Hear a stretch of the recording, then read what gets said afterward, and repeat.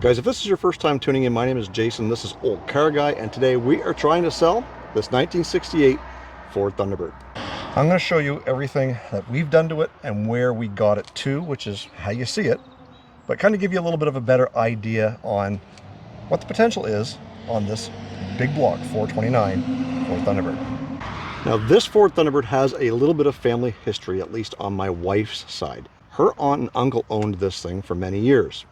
And over the last couple of years, it's just been sitting because her uncle passed away and, well, they didn't know what they wanted to do with it. They decided it was finally time to put it for sale. So they reached out and wanted to know if we could take a look at it and figure out what they could get for it. And, well, when my dad saw it and saw the condition that it was in, he felt it was something that he had to have.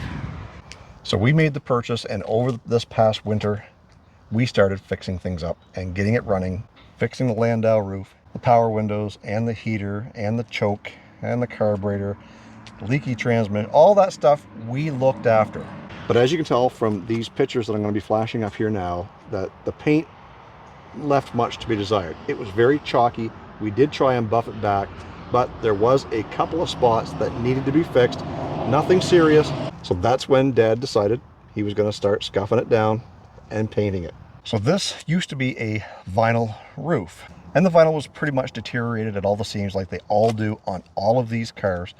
So we tore it off and we found out where all the problem areas were. So there was an area here on the corner, same thing on that side, and I believe something in and around here as well. So metal was welded in, we fixed it so it will not leak, and then we decided we were going to take some rock guard. You know, the stuff that you use on the bottom of your rocker panels to help bounce the rocks away so it doesn't chip your paint and all that stuff. Well, as you can see, it gives it some texture, and with a coat of satin clear on there, it actually looks like a vinyl roof. Now keep in mind, we are not representing this as a finished product. We are representing this as a driver quality car that you can hop in and drive it as is today. But also, if you're so inclined, you can dress it up the way you want it, because after all, it's going to be your car. You don't like the steel wheels with hubcaps and the tires that are on it?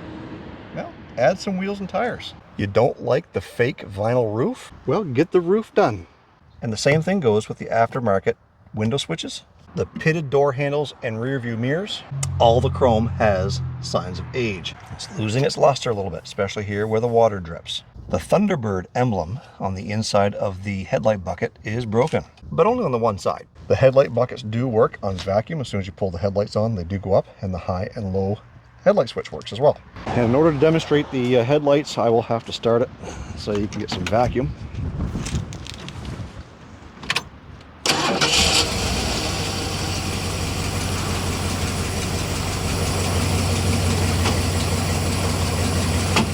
And they both fold back down on their own once the vacuum releases.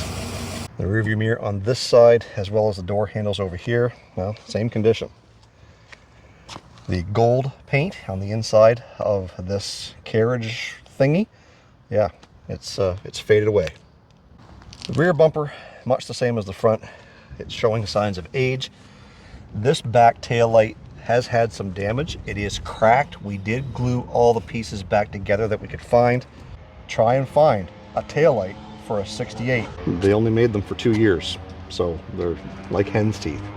Now these cars did have sequential taillights, meaning when you turn the signal lights on, they blink in sequence to the outside. These ones do somewhat work when they want to. You still have signal lights, but they're not as sequential as you want to, because the little motors, well, they're showing their age. Let me show you.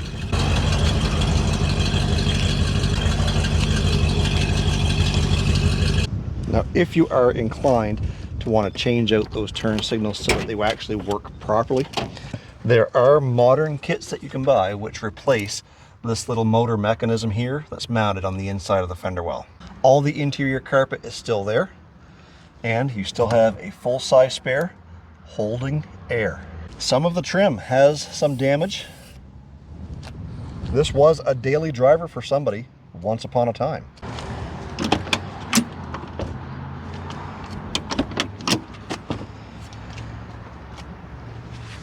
Now the interior is in really good condition. These back seats don't look like anyone's ever sat in them. And the headliner doesn't even sag. Now there was an issue with the windows. We did get them all working. Unfortunately, there are aftermarket switches and each window operates individually. But because the master switch was actually all torn apart and held together with Marrettes, we couldn't find another one. So we just ordered aftermarket switches and wired everything up. And as I mentioned, we did get the windows working. Age has seen a little bit of this door handle here. And the odometer is currently reading 83,733 miles. Headlight switch works. The fan will come on. Horn works. All the gauges appear to be working fine. Your choke is down here beside the key switch. The key switch is in the middle. And I can't seem to get any sound out of the Philco radio. It does have a trunk release button in the glove box. Unfortunately, it does not work. I believe it runs on vacuum, but we cannot seem to get that to work. The wipers work as well as the windshield washer sprayers. Sun visors fold down and they work as well. Rear view mirror showing a little bit of signs of delamination in there, but the dash is in perfect condition. But just listen to how these doors close. Typical Ford. Let's take a look under the hood. And under here we do have the 429 Thunderjet. And there's the new windshield washer reservoir. We did add an overflow. It did not have one. Manifold was leaking on this side because it had a crack in it. We did weld that up. No major leaks on the engine, as we can see from up top here. And the battery shows a charge by date of 2018, so probably a 2018 battery, but we've never had an issue with it sitting here. Looks like the coil's been replaced at some point along with the plug wires, and it is missing one of the insulation pockets here on the hood. Let's get this thing inside, get it up in the air so you can see underneath.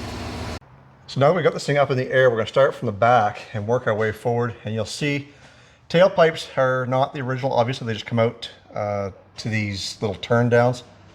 The underside, like this is all black, and I'm not going to touch it because it's pretty greasy. It's all undercoating.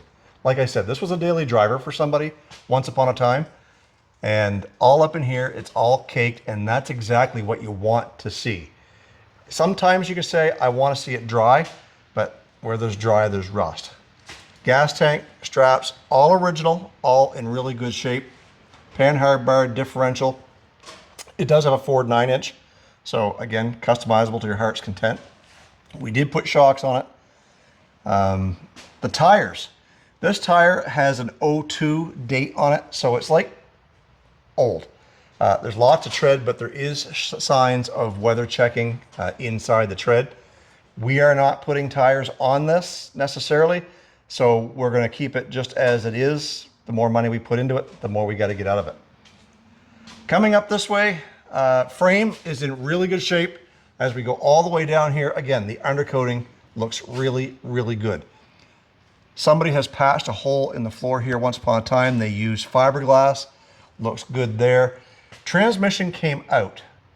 The transmission was leaking through the tail shaft. It was leaking on the pump, the pan. It was all wet and was washing down. As you can see, it's shiny here, not so shiny here. The transmission was blowing back. So we did replace all the seals to keep the transmission fluid in it. And because one of the mufflers, I believe, was blown apart, maybe both of them, we put two brand new mufflers on. Parking brake, I don't know if it works. I assume that it does. I think all the cables seem like they're moving there. Suspension, all the front end seemed tight. Brakes all felt good. Front tires are in really good condition. These tires are in really good shape as well. There doesn't seem to be any prevalent weather checking on these tires, but again, I do believe them to be older. Not as old as the back ones, but I do believe them to be older. Under here, again, everything looks good. This car is solid, folks. Nothing to worry about on the underside. If you're from the south and you're wondering why it's all greasy, because up here in Canada, if we don't protect our cars, they will rot away. And even if you're not driving them in the winter, which I don't believe this one ever was, it's still in really, really good condition as far as the underside, the frame, the rockers, all of that stuff. Same thing in the wheel wells. The right rear, everything is good on this side. Left rear, look at all that undercoating on the filler neck.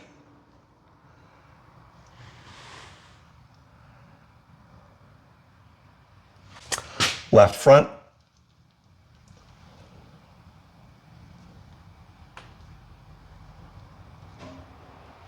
And right front.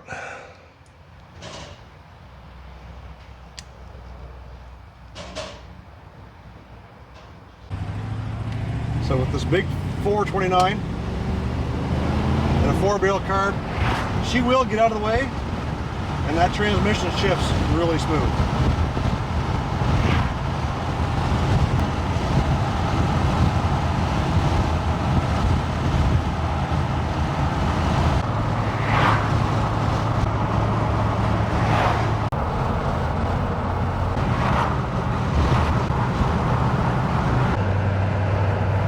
So if you're interested or have any questions that I didn't answer, I'm going to leave my email address right down here.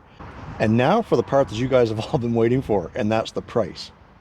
We're going to ask $18,000 Canadian, which is $13,000 US with the conversion.